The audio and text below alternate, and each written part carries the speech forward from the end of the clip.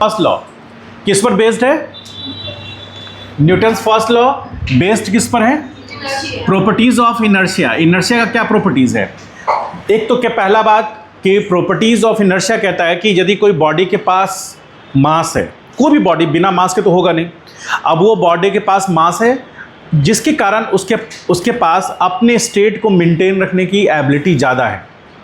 मतलब एबिलिटी ज़्यादा है मतलब कि वो बॉडी अपने स्टेट में रहना चाहेगा, ये उसकी प्रॉपर्टीज़ है।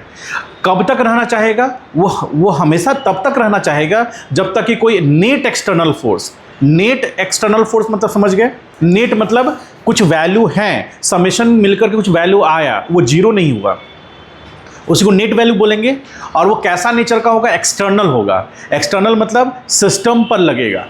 आप लोगों को हम पहले ही बताए हैं कि सिस्टम पर फोर्स लगेगा, हमें वो देखना है। और सिस्टम पर फोर्स कौन लगाएगा? सराउंडिंग। मतलब सिस्टम के अलावा जो कुछ भी बच गया वो सब क्या है?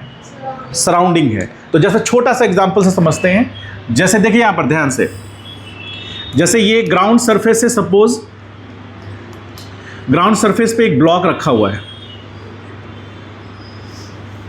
ध्यान से मेरी बात को रिपीट कीजिएगा, जो मैंने पहले पढ़ाया है आपको वो चीज़ को रिपीट करना है। तो जैसे ये ब्लॉक है जिसका मास कितना है? m है। तो ये ब्लॉक हमारे लिए सिस्टम है ना। अब सिस्टम पर फोर्सेस लग रहे हैं मान लीजिए, तो डाउनवर्ड डायरेक्शन में लगेगा mg और अपवर्ड डायरेक्शन में क्या लगेगा? नॉर्मल लगेगा ना। तो डाउनवर्ड डायरेक्शन में mg लगा क्योंकि ग्रेविटेशनल फोर्स फील्ड में है, तो ग्रेविटेशनल फोर्स लगा जो ग्रेविटी उस पर एक्ट कर रहा है, और जो कि ग्राउंड सरफेस पे वो टच कर रहा है इसलिए नॉर्मल मिला। तो यहाँ पर कॉन्टैक्ट सरफेस है, कॉन्टैक्ट सरफेस। तो कॉन्टैक्ट सरफेस होने के कारण क्या हुआ? कॉन्टैक्ट सरफेस होने के कारण नॉर्मल डेवलप हुआ। यदि ये कॉन्टैक्ट में नहीं होता तो नॉर्मल डेवलप नहीं होता। जैसे मान लीजिए कि यहाँ पर वही ग्राउंड सरफेस हम यहाँ बना रहे हैं, और इस केस में इस बार क्या हुआ कि ब्लॉक जो है वो थोड़ा हाइट पर है। मान लीजिए ऐसे है ब्लॉक और वो ब्लॉक का मास m हो गया। तो इसका यदि हम FVD बनाएंगे, फ्री बॉडी डायग्राम, जो हम आगे समझाएंगे आपको, तो ये mg हुआ, लेकिन यहाँ पर नॉर्मल n क्या मिलेगा? इस बात को समझ पाए?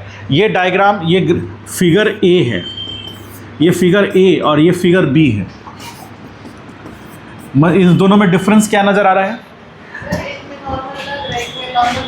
नहीं, ये तो ठीक बात है, लेकिन उससे पहले क्या हुआ कि यहाँ पर एक कॉमन कॉन्टैक्ट सरफेस है। देख रहे हैं? कॉन्टैक्ट सरफेस, इसको बोलेंगे कॉमन कॉन्टैक्ट सरफेस है, लेकिन यहाँ पर there is no common contact surface. कोई भी कॉन्टैक्ट सरफेस यहाँ पर नहीं है। तो नॉर्मल फोर्स तभी लगता है जब कॉन्टैक्ट सरफेस होता है, तो यहाँ पर नॉर्मल मिलेगा, लेकिन यहाँ पर नहीं मिलेगा क्योंकि ये ब्लॉक किसके साथ कॉन्टैक्ट में नहीं है। तो यहाँ पर एक मेजर डिफरेंस हुआ। चूँकि नॉर्मल फोर्स कैसा फोर्स है? कॉन्टैक्ट फोर्स है, तो कॉन्टैक्ट लगने पे ही लगेगा। अब ये ब्लॉक पर जो mg लगा, इसके साथ कॉन्टैक्ट नहीं था तो भी लगा। इसका मतलब है कि mg कैसा फोर्स होगा? बोलिए, mg कैसा फोर्स होगा? Non contact force. समझ पा रहे हैं? ये आपको आगे का भी एक बेस बन रहा है। तो यहाँ दो तरह का फोर्स हम देख रहे हैं, कॉन्टैक्ट फोर्स और non contact force. Non contact force वो है जो बिना कॉन्टैक्ट के भी या बिना फिजिकल कॉन्टैक्ट के भी लग रहा है, और जो कॉन्टैक्ट फोर्स है वो जब कॉन्टैक्ट होगा तो ही लगेगा, अदरवाइज नहीं लगेगा। ठीक है? ये आपको आगे जाकर के जब आप क्वेश्चन सॉल्व कीजिएगा तो बहुत हेल्प करेगा ये बात। तो यहाँ पर हम बात कर रहे हैं कि अब उस बॉडी पर फोर्सेस लगे और उस फोर्सेस का समेशन यदि जीरो हो गया तब तो वो बैलेंस है, और यदि फोर्सेस का समेशन जीरो नहीं है तब क्या होगा? If summation of all forces that is, कैसे लिखेंगे इसको? Force external is equal to 0। इसका मीनिंग समझ पा रहे हैं? इसका मतलब समेशन, इसका मतलब समेशन किसका? फोर्सेस का। कैसा फोर्स? एक्सटर्नल फोर्स, जो कि सराउंडिंग लगाएगा सिस्टम पर, उसी को हम लोग एक्सटर्नल मानेंगे। यदि मान लीजिए कि मासेस एक दूसरे पर लगाते हैं, उसको हम इंटरनल फोर्स मानेंगे। आगे हम बताएंगे कि इंटरनल फोर्स किसको कहेंगे। अभी तो ये समझ में आ रहा है एक्सटर्नल फोर्स, चूंकि mg भी लग रहा है तो वो ब्लॉक पर बाहर की तरफ से लग रहा है, सराउंडिंग से। तुम ध्यान दो यहां पर। अब यदि mg जो लग रहा है वो एक्सटर्नल फोर्स है जो कि सराउंडिंग से लग रहा है, और नॉर्मल फोर्स भी सिस्टम पे लग रहा है सराउंडिंग के कारण, है ना। तो हमने किसको सिस्टम माना है? इस ब्लॉक को हमने सिस्टम माना है। और ये ब्लॉक कैसा, जैसा शेप का है वही उसका बाउंड्री है। तो उसके बाद उसके बाहर से लगने वाले फोर्स को हम एक्सटर्नल फोर्स मानेंगे, ठीक। तो उसका समेशन क्या हो गया? 0। तो हम कहेंगे ना कि बॉडी किस में है? Then body is said to be in balanced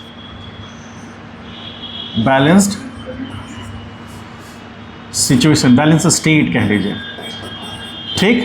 और इसी को हम क्या बोलते हैं? State of equilibrium. इसी को क्या बोलते हैं? State of equilibrium. State of equilibrium क्यों कहते हैं? इक्विलिब्रियम कहने का मतलब बॉडी पे लगने वाले सारे फोर्सेस बैलेंस हैं, यानी कि सारे फोर्सेस का समेशन 0 है। उसी को इक्विलिब्रियम स्टेट भी बोलते हैं।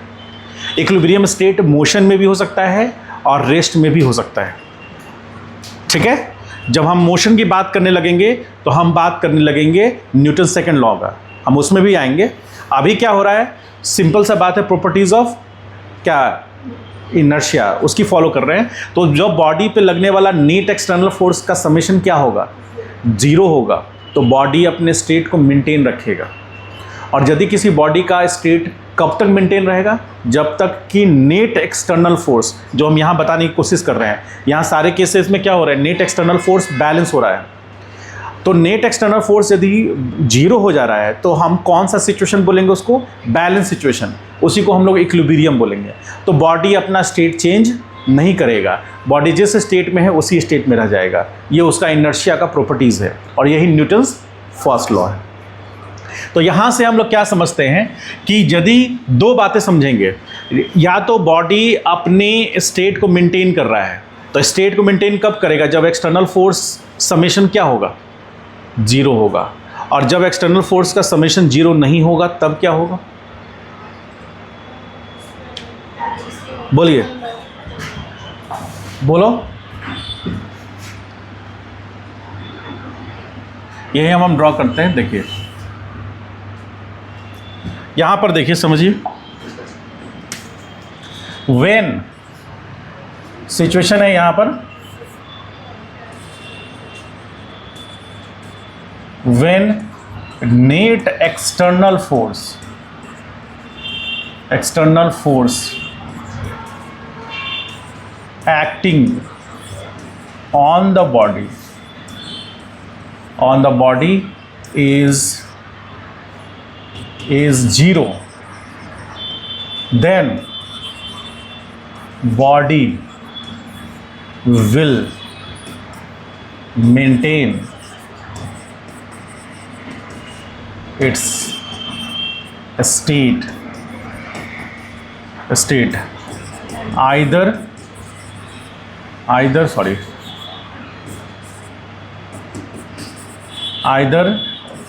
rest or motion, ठीक। ये बात समझ पाए? If the net external force acting on the body is 0, then body will maintain its state. कैसा? रेस्ट या मोशन। मतलब यदि बॉडी रेस्ट में है तो रेस्ट में रहेगा, और यदि मोशन कर रहा है तो, ये इंपॉर्टेंट है, नेट एक्सटर्नल फोर्स। और आपको पता है कि एक्सटर्नल फोर्स कौन सा होगा? जो सराउंडिंग लगाएगा सिस्टम पर। सिस्टम सराउंडिंग पे लगा रहा है उससे हमें कोई मतलब नहीं है। तो यहां हम लिख देते हैं, the forces which act on the body, on the system from the surrounding।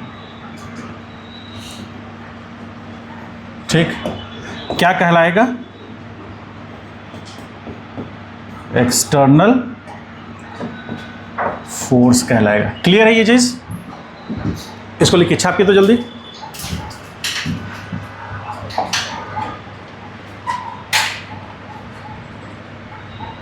जल्दी एकदम फास्ट, तेजी से।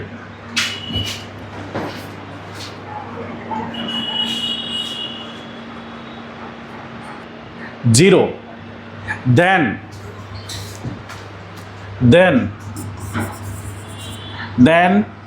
body will not maintain its state that is rest or motion। ठीक, इसको लिखिए पूरा, दैट इज रेस्ट और motion. Body will not maintain its state मतलब रेस्ट और मोशन। अब यहां तक लिख लिए, इसके आगे लिखिए, इसके आगे ही लिखना है। इफ हाँ आगे लिखिए, if the body is in rest state, first number दीजिएगा उसको, इसके आगे जो भी लिखिएगा उसको फर्स्ट नंबर लिखिएगा। If the body is in rest state, if the body is in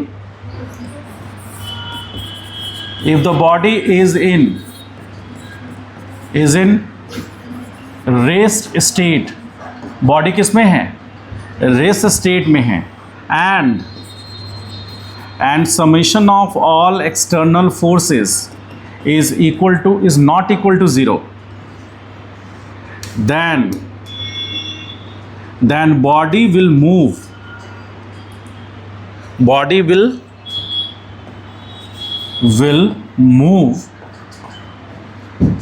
in that direction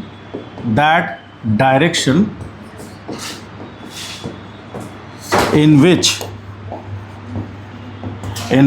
body will move in that direction in which net external force is acting। ये बहुत इंपॉर्टेंट बात लिखा रहे हैं, ये पूरा आपको 11th में भी हेल्प करेगा। These statements will help you in your class 11th also। सब लिख दिए हैं, यहां से देख लीजिए क्या इसका मीनिंग हुआ पहले वाले पॉइंट का। सब लोग ध्यान से देखिए, यहाँ पर पहला जो पॉइंट है उसका क्या मीनिंग हुआ कि यदि बॉडी किस में है? रेस्ट स्टेट में। कैसा स्टेट है? रेस्ट, यानी बॉडी रुका हुआ है। जैसे मान लीजिए कि एक कार है, कार किस में है? ये कार रेस्ट में है। ठीक, रेस्ट में है किस पोजीशन पर? ए पोजीशन पे है। और कब? T1 = 0, 0 टाइम पर वो रेस्ट स्टेट में है। और इस पर जो लगने वाला फोर्स है उसका समेशन 0 नहीं है, देख रहे हैं ना, नॉट 0। एक्सटर्नल फोर्स का समेशन 0 नहीं है। तो मान लेते हैं, सपोज करें कि इस डायरेक्शन में, इसको हम F1 बोल रहे हैं, सपोज 10 न्यूटन लग रहा है, और इस डायरेक्शन में F2 है, सपोज 8 न्यूटन लग रहा है। ठीक, F1 F2। अब बॉडी पे लगने वाला नेट फोर्स एक्स एक्सिस में दिख रहा है आपको, तो हम कैसे लिख सकते हैं? बहुत स्टेप में, हल्के से एकदम स्टेप बाय स्टेप लिखेंगे, आराम से समझ में आ जाएगा, कोई दिक्कत की बात नहीं। अब क्या हो रहा है देखिए, ध्यान समझिए, समेशन ऑफ ऑल फोर्सेस। अब क्या लिख रहे हैं उसको बोल के लिखा रहे हैं, एक बाय एक पॉइंट बहुत इंपॉर्टेंट है, तब ये जाकर के पूरा कंप्लीट आपका स्टेटमेंट बनेगा। तो summation of all forces acting in x direction, और कैसा नेचर का है?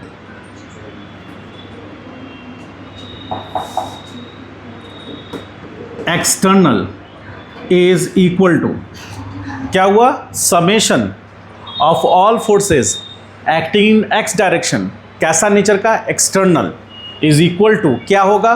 पॉजिटिव एक्स वाले को प्लस लेते हैं, नेगेटिव एक्स वाले को माइनस। तो यहाँ पर आप पढ़ चुके हैं +10 और -8, बराबर +2 न्यूटन होगा। और यदि आप, चूंकि फोर्स एक वेक्टर क्वांटिटी है, आगे जाकर आप 11th में उसको अच्छे से पढ़िएगा वेक्टर कैसे डील करेंगे, तो इसमें +2 न्यूटन है। आप जानते हैं कि ये पॉजिटिव एक्स में लग रहा है, तो ऐसे दिखा दीजिए, कोई दिक्कत? तो समेशन सारे फोर्सेस का एक्स में, सिर्फ एक्स में, वाई में हम बात नहीं कर रहे हैं, ध्यान दो यहाँ पर। तो एक्स में जितने भी फोर्सेस हैं उन सारे फोर्सेस का समेशन एक्सटर्नल, कैसा एक्सटर्नल, तो ब्लॉक पे तो एक्सटर्नल फोर्स ही लग रहा है ना, उसका समेशन 0 है क्या? नहीं है। तो ये वाली बात फॉलो हो रही है फर्स्ट नंबर। तो बॉडी क्या रेस्ट में रहेगा? क्या लिखा है? Body will move in that direction, यानी बॉडी किस डायरेक्शन में जाएगा? पॉजिटिव एक्स में जाएगा, वो नेगेटिव एक्स में नहीं जाएगा। क्यों? क्योंकि the body will move in that direction in which the net external force is acting. तो किधर एक्ट कर रहा है? पॉजिटिव एक्स में। कितना? 2 न्यूटन। तो ये ब्लॉक या फिर कार किधर जाएगा? पॉजिटिव एक्स में जाएगा। तो ये अपने स्टेट को मेंटेन रखा नहीं, क्या था? रेस्ट में। लेकिन अब नेट फोर्स एक्ट कर गया, तो अब क्या करेगा? वो मोशन करेगा, तो स्टेट चेंज हो गया। तो हम यहाँ पर आपको लिखाए भी हैं कि body will not maintain its state rest और मोशन। यदि रेस्ट में है तो वो मोशन करने लगेगा, और यदि मोशन में है तो बढ़ भी सकता है उसका स्पीड, घट भी सकता है। मान लीजिए कि पॉजिटिव एक्स में वो मोशन कर रहा है और पॉजिटिव एक्स में ही नेट फोर्स लग गया, तो ऑलरेडी वो मोशन स्टेट में है, और पॉजिटिव एक्स में जिधर मोशन कर रहा है उधर ही उस पर फोर्स नेट लग गया, तो उसके स्पीड को और बढ़ा देगा। और यदि वो पॉजिटिव एक्स में मोशन कर रहा है और जो नेट फोर्स का डायरेक्शन है वो नेगेटिव एक्स में है, तो पॉजिटिव एक्स में उसका मोशन हो रहा है और नेट फोर्स का डायरेक्शन नेगेटिव एक्स है, तो इसकी स्पीड को घटा देगा। तो उसका स्पीड बढ़े या घटे, दोनों स्थिति में स्टेट चेंज करेगा। मैंने बताया था ना, मोशन में भी अलग अलग स्टेट हो सकते हैं। यदि बॉडी का वेलोसिटी कांस्टेंट है तब तो वो एक स्टेट में है, लेकिन यदि वेलोसिटी बढ़ा तो दूसरा स्टेट आ गया, यदि वेलोसिटी घटा तो तीसरा स्टेट आ गया, और यदि रेस्ट में है तो ये वो अलग स्टेट है। समझ पाए? ये क्लियर है ये बात को? तो इसको राइट डाउन कर लीजिए, इसको इतना पार्ट को, और फिर हम लोग उस पार्ट में आते हैं। क्या हुआ? लिखो जल्दी, फास्ट हो गया। सब्जी 10 मिनट के बाद लेना। अभी माहौल एकदम पढ़ाई वाला चल रहा है। मेरा फेवरेट है आलू। फिर हम लोग घर चलेंगे। तुम तो पिटाओगे एकदम बढ़िया से, तुम लोग पीटेंगे।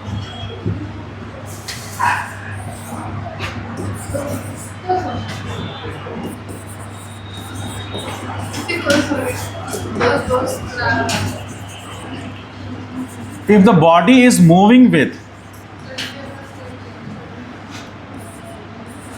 uniform velocity, मतलब समझ में आया? यूनिफॉर्म वेलोसिटी मतलब उसका वेलोसिटी चेंज नहीं कर रहा है। यूनिफॉर्म वेलोसिटी का मतलब क्या होता है? जल्दी से लिख लो मास्टर, फिर भाग जाएगा। सबसे पहले हम ही भागेंगे।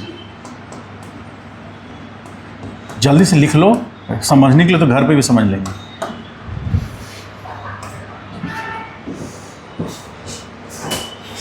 अरे रुक जाओ भाई, पहले समझ लो, तो PDF भेज देंगे। ठीक, तो अब सिचुएशन कौन सा है कि body moving with uniform velocity, मतलब V क्या रहेगा? कांस्टेंट रहेगा। तो उसमें अब पहला A क्या कहता है कि सिचुएशन, जब हमें पता है कि हमारा कॉन्सेप्ट डायग्राम में काम करता है, हमारा जो व्यूज़ है वो डायग्राम को देख करके और स्ट्रॉन्ग होता है रादर देन की स्टेटमेंट। तो हम लोग किसको यूज़ करेंगे? डायग्राम को। ठीक, तो यहाँ पर देखिए, मेरा फेवरेट गाड़ी आपको तो पता ही है, 20 से कटा हुआ, ये है मेरा फेवरेट। गाड़ी कटा हुआ रहता है? नहीं, साइकिल होता है, बाइक होता है। अरे वो पॉइंट बताने के लिए, ये पॉइंट A है, T1 बराबर 0 है। अरे देखो यार, मान लीजिए कि इसको हम U मानते हैं, U is equal to 20 metre per second. ठीक है, अब ये इस डायरेक्शन में किधर है? पॉजिटिव एक्स में है। अब इस पर देखिए फोर्सेस किधर लग रहा है, अब ध्यान से समझिएगा। इस डायरेक्शन में F1 लग रहा है, सपोज 30 न्यूटन। ठीक, और उसके अपोजिट डायरेक्शन में F2 लग रहा है, बराबर 25 न्यूटन। तो एक नेट फोर्स लगा ना। अब यहाँ पर एक डार्क कलर से दिखाते हैं, देखिए ये क्या होगा, ये होगा F समेशन ऑफ और फोर्सेस एक्स एक्सटर्नल, और ये कितना होगा 30 प्लस न्यूटन रहेगा माइनस 25 बराबर प्लस 5 न्यूटन। तो इसीलिए ये जीरो तो नहीं है, तो हम लिख सकते हैं ना समेशन ऑफ ऑल फोर्सेस जो कि एक्स एक्सिस में है और कैसा है external is not equal to zero. तो इस सिचुएशन में क्या होगा, बॉडी का मोशन स्टेट चेंज करेगा, तो हम लिख सकते हैं that is the state of motion of the body will change करेगा। और क्या होगा, अब उसका वेलोसिटी, दिस इंप्लाइज वेलोसिटी क्या करेगा, इंक्रीज करेगा। इंक्रीज करना किस बात पर डिपेंड कर रहा है, जिधर वेलोसिटी है उधर ही फोर्स नेट लग रहा है, इसीलिए उसका वेलोसिटी क्या करेगा, यानी कि स्टेट चेंज कर जाएगा। समझ रहे हैं? तो यहां हम लिख सकते हैं ना, इधर एफ नेट लग रहा है एक्सटर्नल और इधर ही उसका वेलोसिटी है, इसीलिए उसका वेलोसिटी इंक्रीज कर जाएगा। अब बी में आ जाइए, बी में क्या होगा, बी में ये हमारा कार हो गया, ये पोजीशन ए हुआ, अब T1 बराबर 0 पर। इस डायरेक्शन में उसके पास initial velocity suppose 10 metre per second है। अब उस डायरेक्शन में फोर्सेस की बात करें तो इधर F1 लग रहा है सपोज 20 न्यूटन और इधर F2 लग रहा है, F2 बराबर 25 न्यूटन, यानी कि समेशन ऑफ ऑल फोर्सेस किस डायरेक्शन में, x किसका, एक्सटर्नल फोर्सेस का, बराबर क्या होगा, यहाँ प्लस 20 होगा और माइनस 25 बराबर माइनस 25 न्यूटन। आप ऐसे माइनस में दिखाइए या फिर आप 25 न्यूटन ऐसे दिखा दीजिए, आपके स्कूल के टीचर नहीं बताएंगे ये बात, ठीक है, एकदम माइंड में क्लियर रहेगा आपको। माइनस 5 होगा ना, सॉरी, तो माइनस 5 न्यूटन, तो माइनस 5 न्यूटन मतलब नेगेटिव एक्स में लग रहा है, और उसी को हम यहाँ पर क्या हो जाएगा 5 न्यूटन, और उसी को हम 5 न्यूटन लिख रहे हैं और डायरेक्शन दिखा रहे हैं। यहाँ 5 न्यूटन माइनस लगाए हैं क्योंकि हमको नेगेटिव एक्स बताना है, और यहाँ 5 न्यूटन लिख दिए हैं तो यहाँ एरो बना दिए हैं। दोनों का मीनिंग सेम है, दोनों में कोई अंतर नहीं। जो स्टैंडर्ड बुक, अच्छा बुक है, जो फॉरेन ऑथर्स का बुक्स है, वो ऐसे लिखते हैं, और हम 90% 95 केसेज में फॉरेन ऑथर ही पढ़े हैं, इसलिए आप ऐसे लिखिएगा तो आपको एक्सटर्नल मार्क, मतलब जो भी 5 नंबर का है ना क्वेश्चन, उसमें 5 नंबर मिलेगा, उसमें काटेंगे नहीं सर। क्यों? क्योंकि आपने ये भी लिख दिया और डायरेक्शन भी दिखा दिया। समझ गए? एक बात करें तो इस तरह से आप इसको दिखा सकते हैं। अब नेट एक्सटर्नल फोर्स इधर है, इस डायरेक्शन में है ना, तो देखिए ये एफ एक्स में कैसा फोर्स, एक्सटर्नल, बराबर कितना है 5 न्यूटन, और बॉडी का वेलोसिटी इधर है, सो u क्या होगा, डिक्रीज करेगा, या फिर v कह लीजिए, v क्या होगा, डिक्रीज करेगा। समझ गए? क्योंकि इधर इस केस में क्या हो रहा है, इस केस में एफ नेट इधर है और वेलोसिटी इधर है, अपोजिट डायरेक्शन में है, तो वेलोसिटी डिक्रीज करेगा, ये अलग स्टेट होगा, स्पीड घटने का, और वो उससे पहले वाला स्पीड बढ़ने का, यानी बॉडी का स्टेट मेंटेन नहीं रहेगा। और यदि नेक्स्ट एक्सटर्नल फोर्स 0 हुआ तो जिस स्टेट में है, रेस्ट में या मोशन में, हम डायग्राम से समझा दिए आपको। चलिए लिख लीजिए इसको। अरे 2 मिनट लगेगा लिखने में, नहीं लिखो, भेजेंगे वोजेंगे नहीं कुछ, इसको 2 मिनट लगे। अच्छा इससे पहले वाला लिखे हो, चलिए ठीक है, 2 मिनट रुकिए, ले लीजिए, लिख लीजिए, चलिए 2 मिनट तो लगेगा। अरे सबसे इंपॉर्टेंट बात है, समझ में आया, बस चलिए। इतना घर भागने की जल्दबाजी क्यों रहती है? माँ अब ठीक है, हाँ ठीक है, बोल देना 5 मिनट हो गया। चलिए 5 ही मिनट तो एक्स्ट्रा लिए हैं आप लोग से। 5 मिनट से ज़्यादा, 6 मिनट। हाँ अपना घड़ी ठीक करो, महंगा घड़ी लेने से नहीं होता है, टाइम भी टाइम पे बताना चाहिए।